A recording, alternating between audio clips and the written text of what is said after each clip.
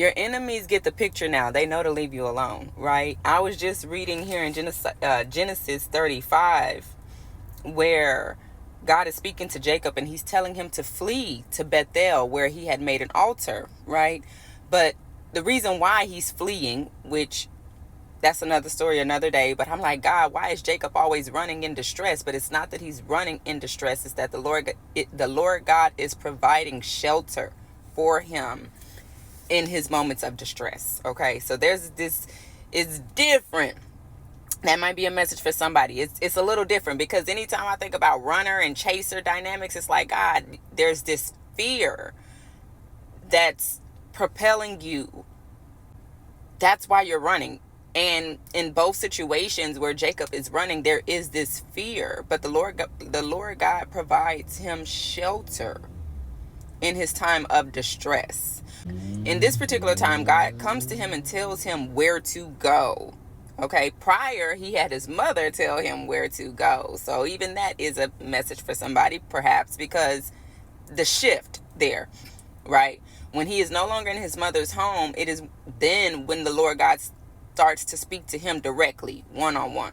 While he was yet in his mother's home, his mother and his father's home, the Lord God was using his mother to guide him. Okay, but apart from mom, apart from father, right? This is why God will tell us to leave our homes so we can cleave to him and rely solely upon him. Okay, so back to what I was saying. God is speaking to Jacob because Simeon and Levi have literally circumcised all the men of Shechem and killed them. Okay, yeah. But the reason why that was done was because the prince of Shechem, had raped their sister Dinah. Right? So I'm going somewhere with this.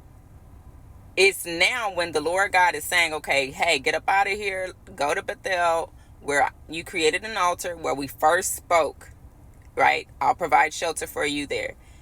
And on their way out, all the people, all the cities round about knew, do not touch them. Don't touch them. Don't touch them. Don't touch them. Okay?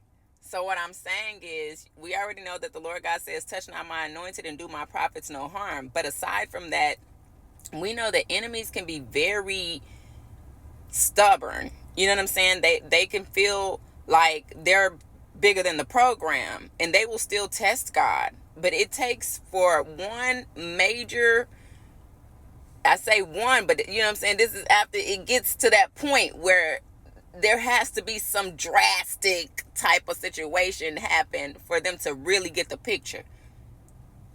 And I hear it in my spirit, baby, your enemies get the picture. They got it now. Don't mess with her. Don't mess with him, okay? It's not for the faint at heart. It's not gonna go how you think it's gonna go. It's not gonna happen like you think it's gonna go, baby.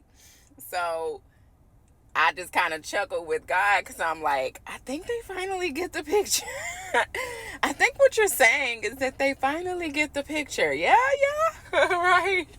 So yeah, your enemies finally get the picture, baby. They coming into agreement. They're finally understanding. They're on one accord. Like, let me let that one alone. Let me let that one alone, okay?